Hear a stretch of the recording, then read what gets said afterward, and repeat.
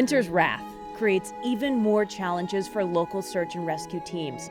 But with the pandemic having more novice folks on the trail than ever before, volunteers are bracing for what's to come. What is your outlook for this winter? I describe it as like the 3 legs of a stool. Leg 1 is the fatigue of rescuers stretched thin with having to do more rescues than ever before. Leg 2 is the La Nina year, where we're expecting more cold and more snow than usual. And Leg 3, the limited capacity of ski resorts pushing recreators into backcountry terrain. We're very concerned.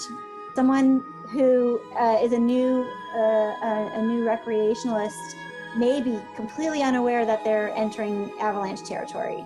And we have a lot of it here in the Cascades. What makes outdoor recreation more dangerous in the winter is the addition of snow and cold. That's pretty obvious, right?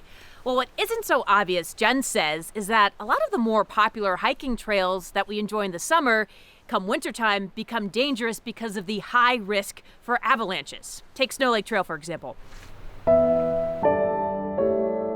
Snow Lake, one of King County's most popular trails, crosses multiple avalanche chutes.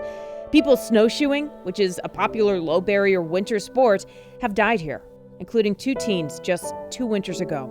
I'm always surprised at when we go out and do public education and awareness stuff, how few people know what a beacon, shovel, and a probe are. A beacon, a probe, and a shovel. These are the tools Jen's talking about. They help find your buried partner after an avalanche happens. Now, I'm not going to teach you how to use them. There are classes for that. But you should never go into avalanche terrain without them, without knowing how to use them, and at least one partner. If you don't know those equipment and you don't know how to use them, that should be a pretty big red flag. Even if you're snowshoeing, you need those things. Oh, absolutely. Unless you really have taken an avalanche awareness class or you have a lot of experience navigating that, I encourage folks to find another spot that maybe you haven't been to yet with a little bit less risk. Outdoor experts say to avoid dangerous spots in the winter, research is required. So let me introduce you to the Washington Trails Association website. Avalanches are a hazard that every snowshoer and hiker should be aware of. WTA is an online database not just for information about trails, but how to find places that fit your experience level. They're also preparing for more folks on trail this winter. And we have lots of winter resources that we update every season. We've actually got a feature that's called, Does Your Favorite Summer Trail Sport an Avalanche Shoot? And that's all on WTA.org. Even if you're not planning on going into avalanche terrain this winter, if you are new to hiking in general, you need to familiarize yourself with how to stay safe. And it can become quite deadly in winter very quickly.